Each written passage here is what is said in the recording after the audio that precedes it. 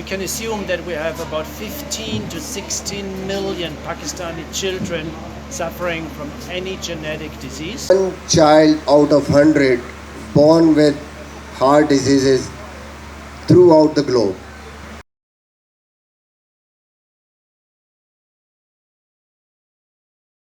One of the biggest topics and the biggest problem for Pakistan, due to the fact that Pakistan has the highest percentage of cousins marriage.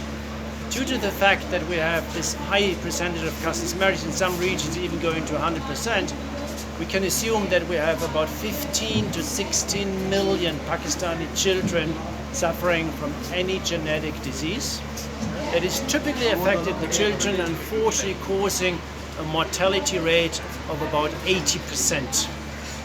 This is especially a burden to the country because on the one side, the percentage of the consanguinity is continuously growing. So you would have expected that it's going down due to the better education, the better science and the better medical instruments we have, but exactly the opposite is happening. And on the other side, we have the situation that more and more treatment is available worldwide based on the huge progress biotech companies have made in the last decades. Therefore, the most important challenge we have to address is improving the awareness and understanding of the problem of the cousins marriage. And we understand for sure that this is a sensitive topic because it's based on tradition, it's based on social experience, it's based also on the expectation of the peer group. But on the other side, the early diagnosis is the minimum we can offer to our patients. Early diagnosis means let's avoid that it takes typically years for senseless, too expensive tests, and let's focus on doing the genetics at the beginning to reduce the journey of our patients. Genetic diseases.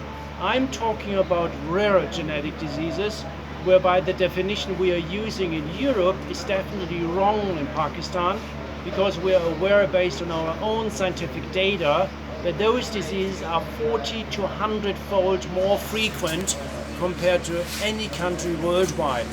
So for Pakistan, it is really a silent pandemic. Why silent?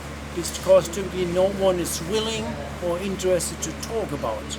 Those diseases affect the brain, the heart, the skin, every organ you can imagine. Therefore, all physicians are asked to think in the future more frequently on the possibility that it could be a genetic disorder that is affecting the child sitting in front of him or her. Right. That's Sir, you that's issue any agreement of government or children hospital.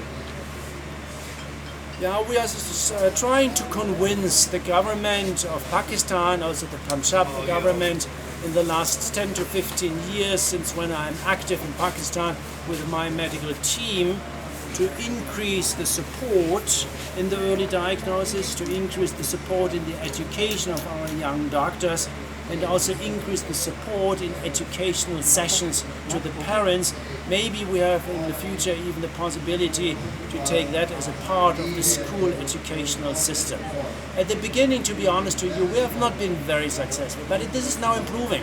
And I'm extremely happy to realize that in the last 2 years, especially also the German government and the German ambassador is very supportive in giving the topic more awareness, supporting our connections and communications with the government, and the decision that the Lahore Children's Hospital will be with highest likelihood the first genetic center in Pakistan, focusing especially on the rare diseases, makes me very proud, because that underlines politicians and governments understands better and better the importance of the topic for the future of the Pakistani nation.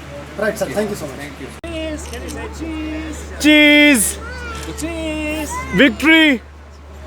Cheese! Yeah! A big smile! Perfect!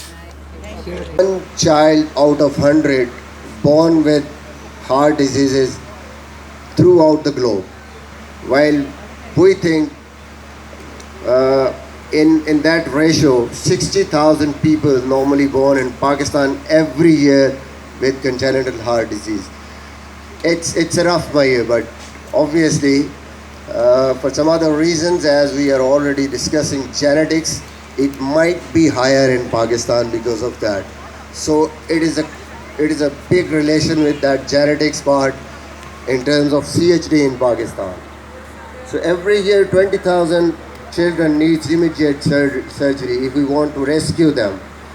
But in Pakistan, very limited facilities, human capital in terms of doctors.